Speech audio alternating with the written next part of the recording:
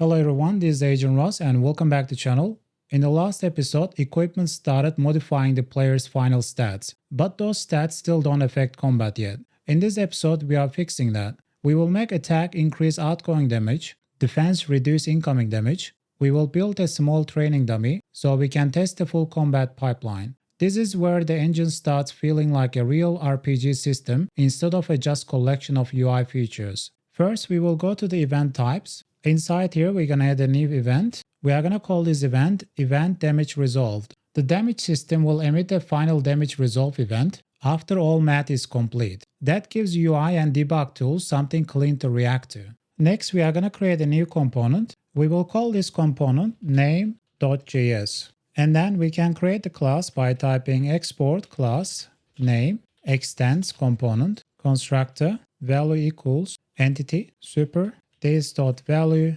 equals value. This is tiny quality of life component. It lets UI systems show readable names instead of raw entity IDs. Next, we will go to the player factory. Inside here, we're going to import name, and then we can scroll down. Right under here, we can add world.add component, new name, and we're going to name this player. The player now has a readable name, so future UI systems can refer to them cleanly. Next, we are going to create a new factory. We are going to call this file dummyFactory.js. This file will import 3 transform, mesh, health, base stats, final stats, and name. After that, we're going to say export function, create training dummy. It will have world, scene, and now we're going to have an object for x equals 0, y equals 1, z is equals 12. Inside this function, we're going to say constant e equals world.createEntity, constant geo equals new 3.cylinder geometry, and for the values we're gonna set to 0.45, 0.6, 2.0, and 16. After that we will say constant mat equals new 3.mesh standard material, constant mesh equals new 3.mesh, and we will pass the geometry and material. After that, we will say mesh.position.set x, y, and z, mesh.cast shadow equals true, mesh.receive shadow equals true. After that, we can add this one to scene. So we'll say scene.add and we'll pass the mesh. Then we will say world.add component, new transform x, y, and z, world.add component, new mesh, world.add component, new health, and we're gonna set this one to something like 999. And let's make a comment here saying large value so it survives testing.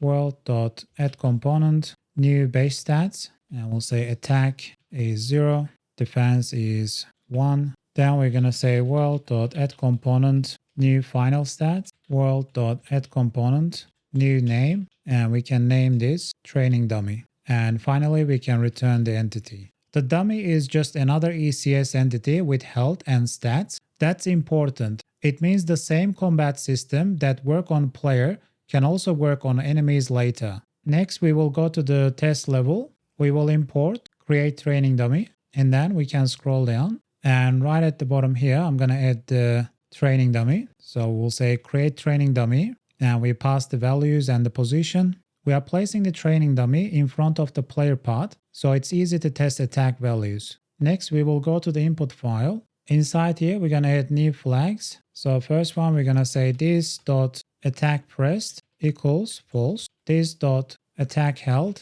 equals false. And inside the clear frame flags, we will say this.attack pressed is equals false. Attack like interact and item use should be edge triggered. We want one attack request per key press. Next, we will go to the input system, and just like the other ones, we are going to say constant attack now equals this.keys, and for this, let's use key F. And let's make a comment here and say F to test melee attack. Then we will say if attack now, and it's not this.attack held, input.attack pressed equals true, input.attack held equals true, else if it's not attack now, input.attack held equals false. This gives us a reliable melee test input. Pressing F sends one attack request, and holding F won't spam multiple attacks. Next, we need to create the MeleeAttackTestSystem.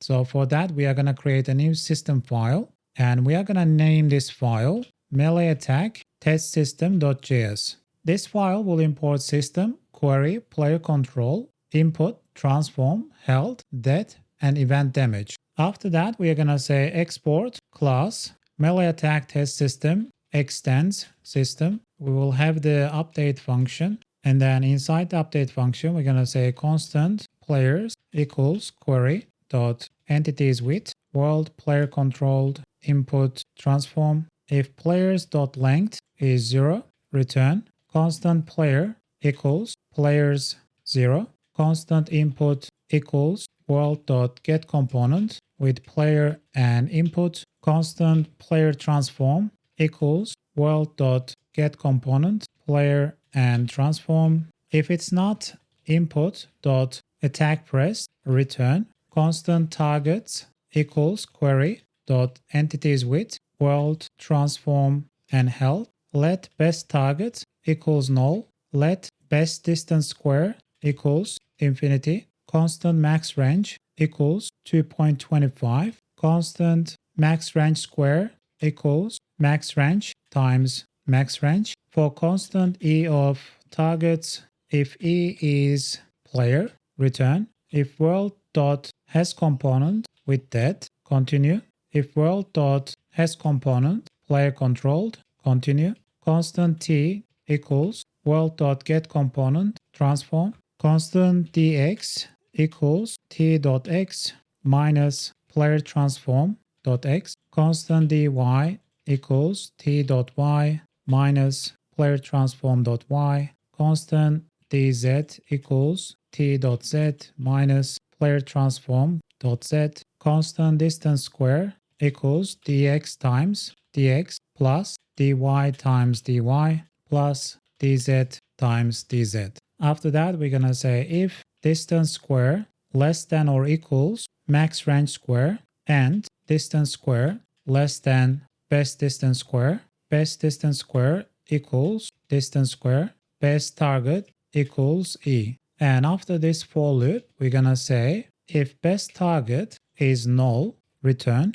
world.events.emit. We'll have the event underscore damage. And for the object, we're going to say source is player, target is best target, amount is 1, kind is melee. This system doesn't apply damage directly. It only turns a melee input into a damage request event against the nearest target in range. The actual combat math still happens in the damage system. Next, we will go to the damage test emitter system. Inside here, we're going to make some changes. So let's move the source up here. Say source is null, amount is let's say 8, kind is environment. Now K represents incoming environmental damage, like a trap or hazard. That's useful because it lets us test the player's defense value separately from attack. Next, we will go to the damage system. Inside here, we're going to import final stats and event damage resolved. Inside the update function, we are going to make some changes.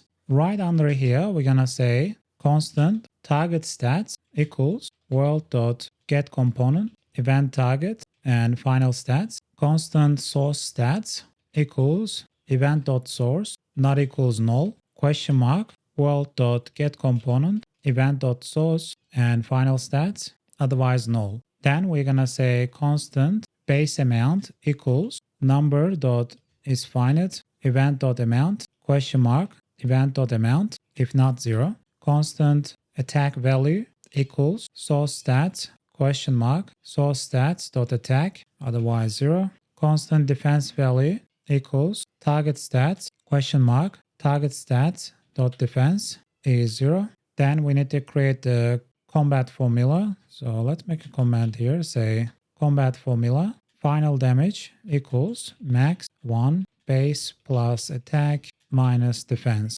And to create that, we will say let final damage equals base amount plus attack value minus defense value. This line will stay the same, and in here, instead of saying minus event amount, we are going to say final damage. And then under here, we're going to say world.events.emit event damage resolved. And inside the object, we're going to say source is event.source question marks null. Target is event.target. Kind is event.kind question marks generic. Base amount, attack value, defense value, final damage, before and after. After is health.current. This one will stay the same and this one will stay the same. This is the core combat formula for the episode. We start with a base amount, add the attacker's attack stat, subtract the target's defense stat, and clamp the result so it's never lower than 1. That means equipment modifiers are now fully connected to combat outcomes. Next, we are going to create a combat log UI system. We are going to create a new file and we will call this file combat log UI system.js. This file will import system, name, and event damage resolved. After that, we're going to type export class combat log UI system extends system constructor super. Then we will say this dot underscore wired equals false, this dot underscore root equals null. Then we're going to create the update function. And inside the update function, we're going to say if it's not this dot underscore wired, this dot underscore create, this dot underscore wired equals true. After this if statement, we will say constant event equals world.events.consume event damage resolved. If events.length is 0, return. For constant event of events, constant target name equals world.getComponent with event.target name question mark dot value question marks. Now we're going to say entity $sign event dot target, and now we're going to say constant line equals hit $sign target name for $sign event dot final damage base $sign event dot base amount plus attack $sign event dot attack value minus def $sign event dot defense value. After that, we are going to say this dot underscore append and we'll pass the line. Then we need to create a new function. We'll say underscore create. Inside this function, we're going to say let root equals document.getElementById combat log. If it's not root, root equals document.createElement, and we are going to create a div root.id equals combat log document.body.append child, and we'll pass the root. Then we will say this dot underscore root equals root. Then we need to create the append function. So we'll say underscore append. We'll have text. Constant line equals document dot create element. We'll create a div. Line dot text content equals text. This dot underscore root dot append child. We'll pass the line. While this dot underscore root dot children dot length greater than 6. This dot underscore root dot remove child. This dot underscore root dot first child. The combat log is just a UI listener. It doesn't calculate damage. It only displays the already resolved combat result. That's exactly the separation we want. Next, we will add the CSS. So we are going to go to style.css. All the way at the bottom, we are going to add combat log. And these are the settings for the combat log. This gives us immediate visual feedback for combat math without relying only on the console. Next, we are going to go to the main.js. First, we are going to import MeleeAttackTestSystem and combat log UI system. Then we are going to scroll down. So here we should have the equipment system, stack system. Let's make some gaps here so it's not too confusing. And right under here, we are going to say world.addSystem, new MeleeAttackTestSystem. And let's make a comment here, say f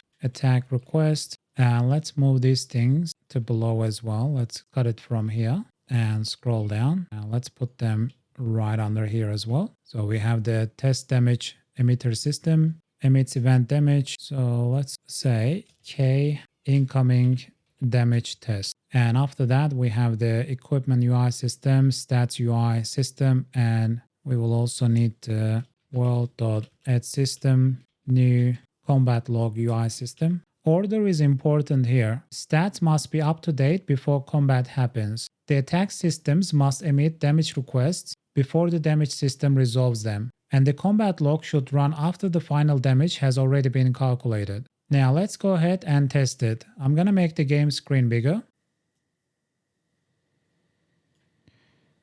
We can see the dummy ahead. We're gonna go near the dummy.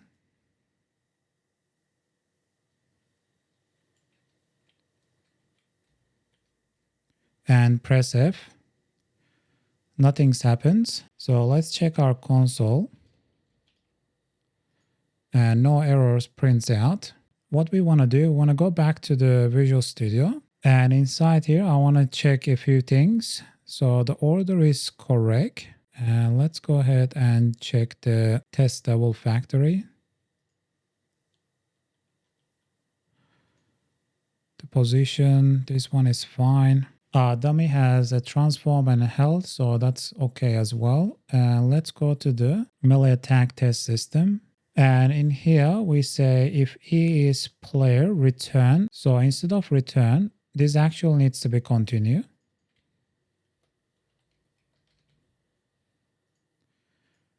And let's go ahead and save it. And let's go ahead and test it again.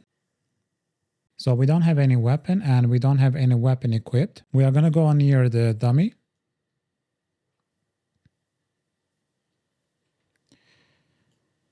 We will press F. On the left side, we can see hit training dummy for 6. Base attack is 1 plus attack 5 minus defense 0. One thing I noticed when we press the F, it continuously prints the damage. So let's go check our Visual Studio again. And let's have a look at our input system. And inside the input system, if attack now and this.attack health. So this should be not input.attack health. And let's save the file. Go back to game. And we're going to go back to the dummy. I'm near the dummy. I'll press F and it only prints 1. So it's a hit training dummy for 6, base 1 plus attack 5 minus defense 0. Next, let's go pick up the bronze sword. Let's open up our inventory and press equipped. At the bottom right, we can see attack is 10 and close the inventory. We're going to go near the dummy again. And press F. We can see on the combat log, it says hit training dummy for 11, base 1 plus attack 10 minus defense 0. Now let's test the environmental damage. Let's press K. We can see our health reduced by 6. And at the combat log, it says hit player for 6, base 8 plus attack 0. Minus defense 2.